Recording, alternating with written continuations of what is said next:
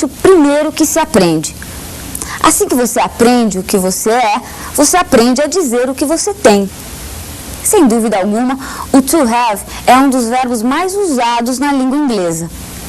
Uma coisa que você também vai perceber é que o to have apresenta a característica básica do presente simples, que é o uso do S na terceira pessoa do singular, regra que, aliás, se aplica a vários outros verbos. E aí, gente, tudo bem? Como é que vocês estão em inglês? Já estão estudando bastante? Já estão aprendendo mais?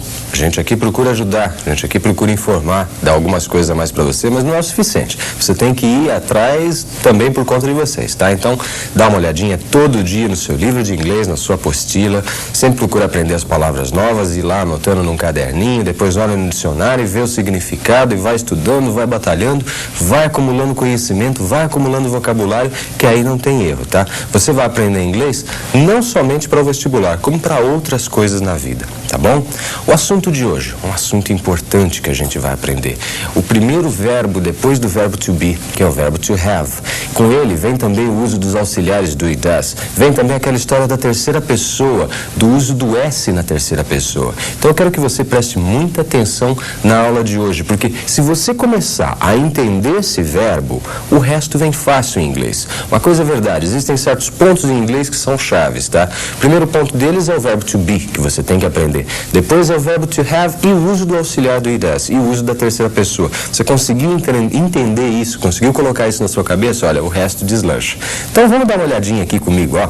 Você tem o verbo to have no presente, e aí eu estou indicando para vocês as duas formas que ele tem. O verbo ter em inglês. I have, eu tenho, e you have, você tem. He has, então nota que na terceira pessoa do singular, he, she, it, eu tenho uma forma que é has, é a forma do S do verbo. Então, he has, ele tem. She has, ela tem. It has, tem. Para isso aí não há tradução, né? Para o it não tem tradução, então a gente só traduz o has. Depois eu tenho we have, nós temos, you have, vocês têm, e they have, eles ou elas têm. E aqui eu completo a frase. Por exemplo, se eu quiser inventar uma frase aqui, I have many friends in this house. Então o que eu estou dizendo? Que eu tenho muitos amigos nessa casa. Aí eu posso dizer que ele, he has many friends in this house. Ele tem muitos amigos nessa casa, e assim por diante. Então agora você já tem um sujeito, I, you, he, she, it, we, you, they, que são os pronomes. Você já tem um verbo e o verbo have, então, que é o verbo ter, um pouquinho diferente do verbo to be, porque aqui você já não tem mais o uso de dois significados, que o to be tem dois, né? Ser e estar. O have não, tem um só, é o ter. Então, I have, e aí você completa. I have many friends. Eu tenho muitos amigos. Você tem muitos amigos, eu tenho certeza, lá na escola, no cursinho, tem? Então, I have many friends and you have many friends. Aí você vai falar de alguém, dizer que ele de repente tem muitos amigos. Então o que você diz? He has many friends. Ela tem muitas amigas. She has many friends. Tá ok? E aí por diante. He, she, it, lembra, eu uso has. Então, agora quando você vê has numa frase, você já sabe o que é. Não vai estranhar, tá bom? Vamos pro próximo passo? Dá uma olhada aqui comigo então. Aí eu tenho uns exercícios, tá? Que eu quero que você complete para mim usando uma forma, ou have, ou então has. Você vai escolher. Você sempre tem que olhar o sujeito. Helen. Substitui Helen por um pronome. Helen, ela, não é? Helen é she. E she combina com have ou com has? O que você vai colocar aqui? Você vai pensar. Dog. Dog, cão, né? Cachorro. Substitui isso por um pronome em inglês. É o pronome it, é o neutro. Vai combinar com have ou com has? Você vai pensar. George and I. George e eu. Substitui tudo isso daqui por um pronome em inglês. É o we. E o we combina com have ou com has? Você vai pensar. E finalmente, John and Harry. John and Harry. O que eu tenho aqui? John e Henry. O que vai substituir um pronome que vai substituir esses dois aqui ao mesmo tempo? They. Então, voltando lá para cima, qual que vai ser a resposta aqui? Você já achou? Qual que é? Helen o que? Has, né?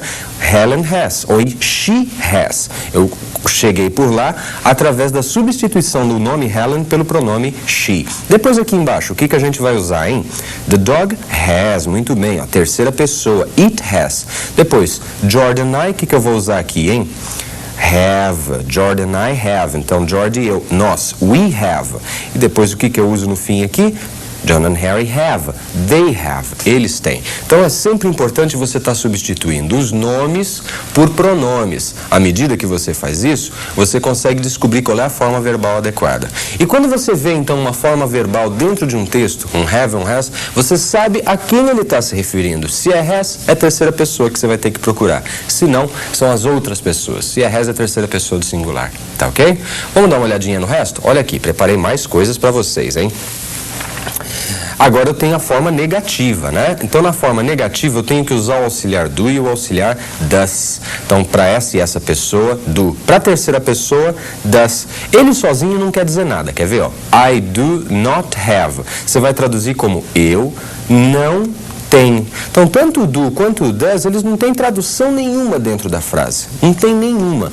Você só está usando para negar o verbo. Porque esse verbo aqui, o have, já não é mais como o verbo to be. O verbo to be, ele tinha autonomia. Ele fazia tudo sozinho. Ele atacava, defendia, sabe? Era o cara que corria para bater o escanteio, corria na área para cabecear e depois ele defendia e chutava para o meio de campo. Era isso? Agora não. Agora a gente está falando de um outro verbo, o verbo have. Então, ele não tem as mesmas habilidades que tem o to be. To be, ele podia fazer o quê? Ele podia negar, afirmar, interrogar, sozinho, sem uso de nada. Agora, o have, ele precisa de um auxiliar. Pô, pelo nome você já sabe, né? Um auxiliar é um cara que auxilia. Então, eu tenho I have, eu tenho. I have a car, eu tenho um carro.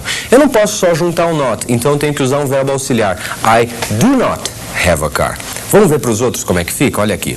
I do not have a nice car. Eu não tenho um carro bonito. Depois eu tenho you do not have.